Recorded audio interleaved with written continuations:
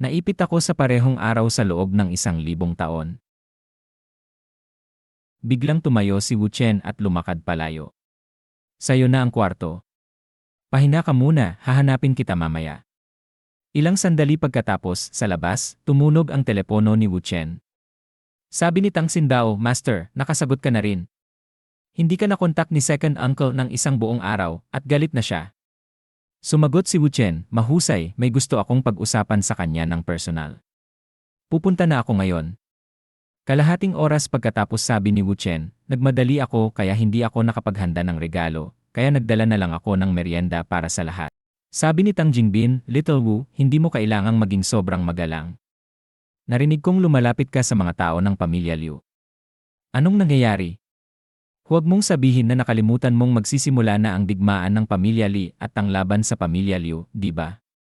Sinagot ni Wu Chen, hindi ko nakalimutan ang mga gawain ng pamilya.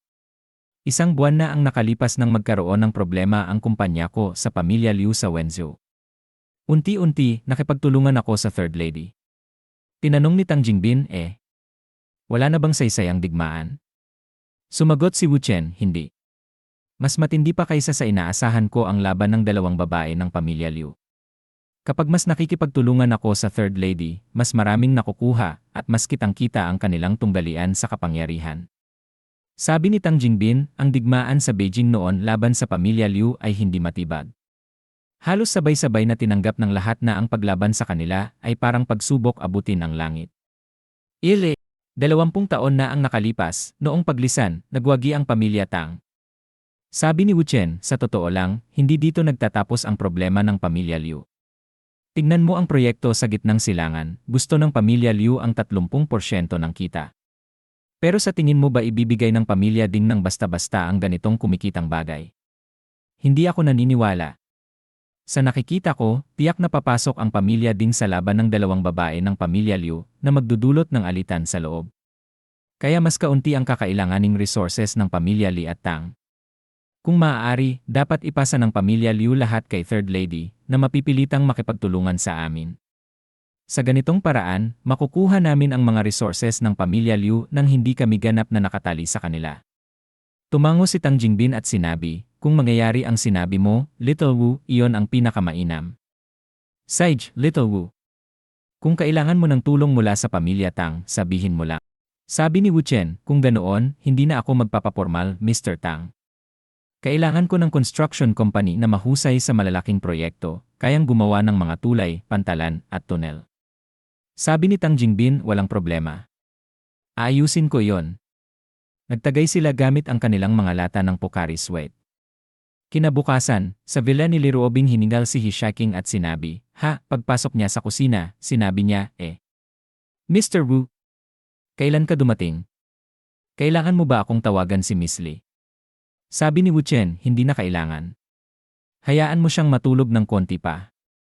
Pagod siya sa 2 araw na hinahabol ng mga sakim. Habang pinapalagay niya ang strawberry jam sa tinapay, nagpatuloy siya, apektado ka ba sa presensya ni Ding Ruilong sa Donghai nitong mga nakaraang araw? Sabi ni Hishaking, hindi naman. Hindi kami lumabas at palagi siksing-sing naglalaro ng games buong araw at gabi. Masaya siya ng husto, umiti si Wu Chen at sinabi, mabuti yon, mabuti. Heto, kain ka na ng almusal. Ibinigay niya ang tinapay kay Hishaking. Namangha si Hishaking at naisip sa sarili, sa buong buhay ko, ito ang unang pagkakataon na may lalaking gumagawa ng almusal para sa akin. Ang pakiramdam na ito napakainit ng puso.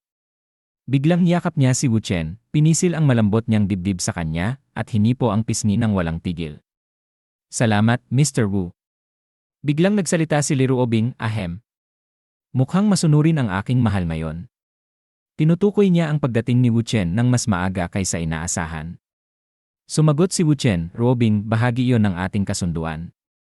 Namula si Hishaking habang hawak ang plato ng almusal. Ilang sandali pagkatapos, sa balkonahe sabi ni Li Ruobing, umalis na si Ding Ruilong at bumalik na ang normal na takbo. Habang kinakain ang kanilang sandwich, nagpatuloy siya, dapat nating bisitahin si King. Tumango si Wu Chen, talagang konektado tayo. Iyon din ang naiisip ko. Biglang lumitaw si Su Qingning at nagsabi, mahal ko, sa wakas bumalik ka na. Nagtanong si Wu Chen, Nakatira ba talaga si Kining dito buong panahon na ito? Sabi ni Liruobing, ni hindi mo man lang itatanong kung bakit. Sabi ni Sukining, pakiramdam ko, parang magkaibang mundo kami ng asawa ko. Bawat gabing wala siya ay hindi ko matiis. Ang pagsusuot ng damit niya, ang pag-amoy ng halimuyak niya, yan lang ang nagpapakalma sa akin. Agad lumapit si Wu Chen at niyakap siya, sabay sabing, Kining, ikaw talaga, gaga ka. Umiiyak si Sukining at nagsabi, miss na miss kita, mahal ko. Simula ngayon, huwag mo na kaming iwan ng matagal, ayos ba? Maingat na sinabi ni Wu Chen, syempre, hindi ko nagagawin yon. Biglang lumitaw si Mu Qianqian at nagsabi, Denye. Sa wakas, marunong na palang bumalik ang lalaking yan. Alam mo bang sobrang na-miss ka ni Kining, kaya pumayat siya ng 5 hanggang 6 na kilo. Sabi ni Wu Chen, 1 taon ko na kayong hindi nakita, at si Qianqian, mukhang dalaga na. Umirap si Mu Qianqian, Denye.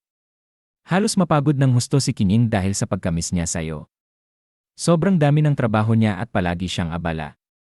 Siyempre, ako ang tumulong sa kanya. Itinaas ni Wu Chen ang cellphone niya at nagsabi, tungkol sa trabaho, mabuti na lang at nandito kayong lahat. Ipapakita ko sa inyo ang bagong plano ko. Ito ay isang proposal para sa pakikipagtulungan ni Kining at ng pamilya Wu upang lumikha ng espesyal na alahas para sa mga royal families ng bawat bansa. Sa villa, sabi ni Liruobing, hindi pa sapat na personal mong tinutulungan ang baliw na si Wu Yurong para kumita ng mas maraming pera. Ngayon pati si Kining gusto mong isama. Sumagot si Wu Chen, mahal ko, si Kining at ang Jinfu Corporation ay parehong makakatulong sa atin upang makapasok sa international markets. Nagtanong si Sukining, kung gagawin ko ito, mas madalas ba kitang makikita, mahal ko? Sagot ni Wu Chen, dapat ay mas madali na. Ngumiti si Sukining at nagsabi, sige, pumapayag ako. Sabi ni Liruobing, Kining, ikaw. Biglang niyakap ni Wu Chen si Liruobing mula sa likuran at bumulong, mahal, ang lahat ng mga planong ito ay para ihanda ang pagbagsak ng pamilya Ding, hindi para magalit ka. Sumagot si Liruobing, kung hindi mo sila mapipilitang magpalit ng usapan, hindi ba lalo lang nito pinapataas ang trabaho ni Little Zhao? Baguhan pa lang siya sa pagtuturo mula kay Kining. Sumingit si Mu Qianqian, huwag kang mag-alala, Sister Ruobing. Pagkatapos nito, mas madalas na tayong magkakasama bilang pamilya. Sa tingin ko, ayos na yan. Naisip ni Liruobing sa sarili, kami naging pamilya. Tinanong ni Wu Chen, mahal ko, ano ang iniisip mo? Bulong ni Liruobing sa sarili, pamilya mamaya, sa telepono sabi ni Wu Chen, hello. Ikatlong binibini, ano pa ang gusto mong ipaayos ko? Sumagot si ikatlong binibini King Er, kailangan nating pag-usapan ang isang bagay. Kailangan mong bumalik sa Beijing. Inisip ni Wu Chen sa sarili, hanggat hindi lubusang nasisira ang sitwasyon, hahayaan ko munang lumala ng ilang araw. Una, para makasama ang pamilya ko. Pangalawa, mas magiging epektibo ang papel ko kung sa pinakamalalang bahagi ako papasok. Kinabukasan, sa mansyon ng ikatlong binibini sabi ni ikatlong binibini King Er, kaya pala dumating ka rin ng 1 linggo kang nahuli. Ile! Kung 2 araw pa, hindi na tayo magkikita. Inilabas ni Wu Chen ang kanyang Chinese made lighter at sinabi, ito ang perpektong oras na nabanggit ko noon, ikatlong binibini. Mag-usap muna tayo ng maayos. Sabi ni ikatlong binibini King Er, matatag na ang posisyon ng asawa ko sa proyekto sa gitnang silangan. Subalit ang reklamo ng kapatid ko at ng kanyang asawa ay muntik nang huminto ang buong operasyon. Kailangan mong pumunta sa Austria. Tinanong ni Wu Chen, kung bigla mong ipapasa ang negosyo ng pamilya Liu sa isang tagalabas, hindi ka ba natatakot sa chismis? Pinatay ni ikatlong binibini King Er ang sigarilyo at nagsabi, naginig mo muna. Kahit hindi mabuti ang kalusugan ng kapatid kong lalaki, siya ang panganay. Hindi gaanong interesado ang mga tagalabas, kaya inaalis niya ang mga proyektong pang-ibang bansa na pinamamahalaan ng asawa ko. Ngunit kamakailan, lumala ang karamdaman niya at nagkaproblema sa isang proyekto sa Austria na hawak ng asawa ko. Ile! Dahil gusto ng kapatid kong pangalawa ng kapangyarihan, nakipag-collaborate siya sa mga tagalabas ng todo at napahiya siya. Sabi ni Wu Chen, makatutulong pa rin ito para mabawasan ang sama ng loob ng pangalawang kapatid sa proyekto sa gitnang silangan. Kung ikaw mismo ang tumatawag, tandaan mong parehong sumusuporta sa akin ang pamilyang Li at pamilyang Wu. Kapag nalaman niya yon, malalaman niyang hindi siya lang ang may panlabas na sandigan, tama ba?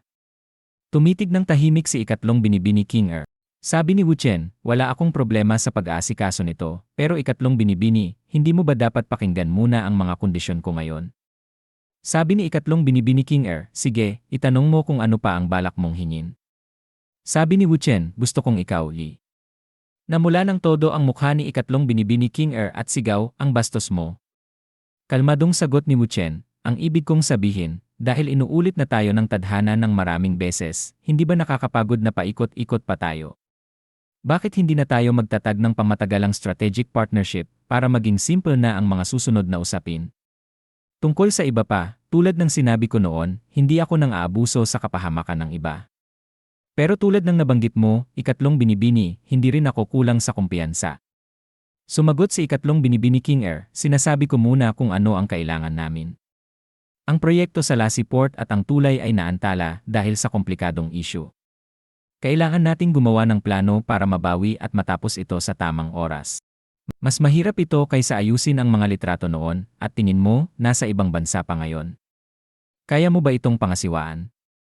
Tinanong ni Wu Chen, nasa iyo ba ang mga detalye? Sabi ni ikatlong binibini King Er, gumastos ng husto ang mga lokal na leader ng estado kaya nawalan na sila ng pakialam. Nasa kamay na ngayon ng isang tribo na gustong maghasik ng kaguluhan ng proyekto. Sira na ang mga daang binabagtas ng kagamitan mula pantalan papunta sa lugar ng trabaho at karamihan sa mga inhinyero ay umuwi na sa kani-kanilang bansa. Sabi ni Wu Chen, sige, naintindihan ko. Malapit nang makumpleto ang pag-alis ng pamilya Dong, tama ba? Ikatlong binibini, hintayin mo ako at tulungan mo akong ipakilala ang pamilyang Wu sa proyekto sa gitnang silangan. Tinanong si ikatlong binibini King Er, ha? Bakit kailangan mo pang hintayin? Tumawa si Wu Chen at sinabi, hahaha, napaka-interesante ng reaksyon mo. Habang iniisip niya sila ni Wu Chen na magkasama sa kama, mumurmur si ikatlong binibini King Er, iyang si Wu Chen. Ang pilyo sa labas, sa telepono sabi ni Wu Chen, atay, ano na ang nangyayari ngayon?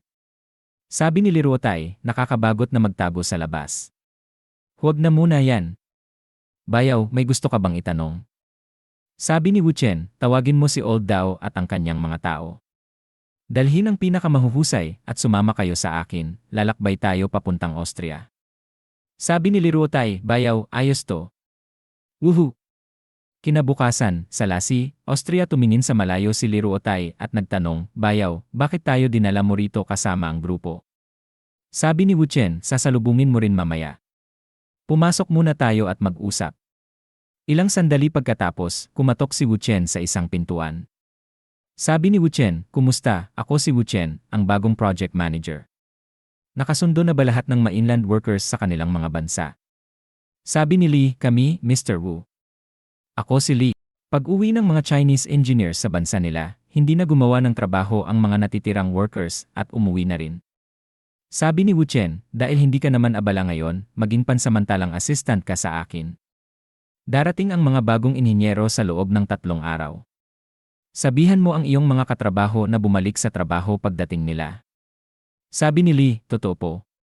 Sige, sasabihan ko sila. Dagdag pa ni Wu Chen, sa susunod, kailangan kong hanapin ang mga tribong nagdudulot ng gulo. Pwede mo ba akong maging tagasalin?